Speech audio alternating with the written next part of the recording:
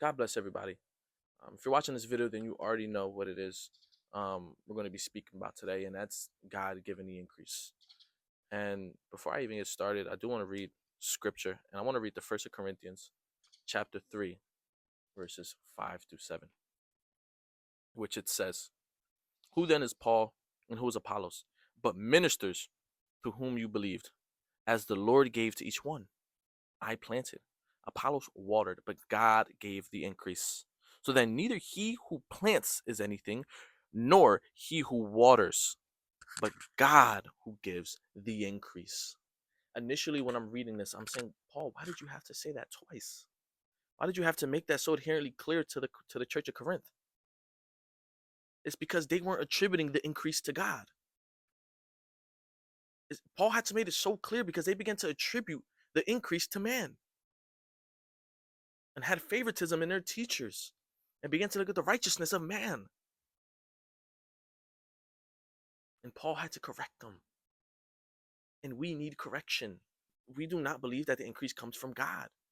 And we begin to look at our own understanding and our own deeds and our own goodness and our own righteousness. But what does the word tell me? It says, then neither he who plants is anything nor he who waters.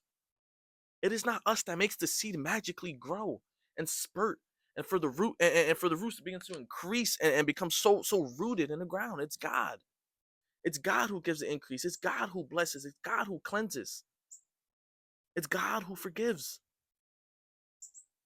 And once we start to look at the righteousness of man and attribute the increase to man's righteousness, we are looking in the wrong direction. Our submission is completely off. But we need to refocus and understand that it is God who gives the increase, not us. God gives and God takes away. From dust we came up, and from dust we will return. But we need to be submitted. And if we find ourselves attributing too much of the increase to things within the church and not God Himself, you need to refocus your submission. And I want to talk about someone in the Bible, in the Old Testament, and that's King Saul. You see, when King Saul was anointed as king over Israel, because Israel wanted a man to represent them, after God Himself brought Israel up above their enemies, brought them out of slavery, they still wanted a man to represent them.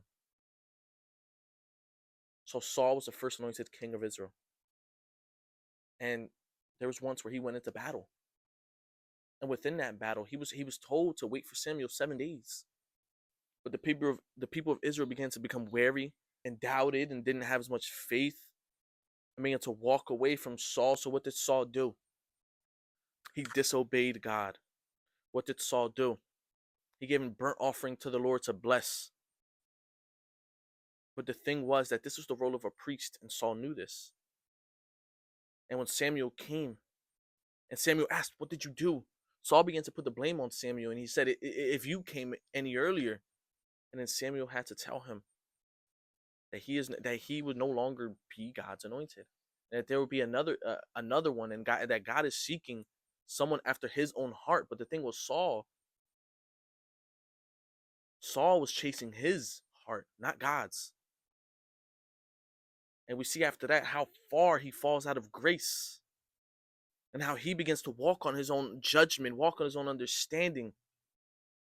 And what does he do after this series of events? He seeks to kill David. He consults a medium to conversate with Samuel and ask for help. He even tells the medium that there's nothing that she is doing wrong. We can read it here. It's going to be found in the first of Samuel, chapter 28, verse 10, in which it says, "And Paul swore to her by the Lord, saying, As the Lord lives, no punishment shall come upon you for this thing." Blasphemes against the Lord. Tries to speak, tries to take the place of God in that moment. Why? Because he began to attribute the increase to himself.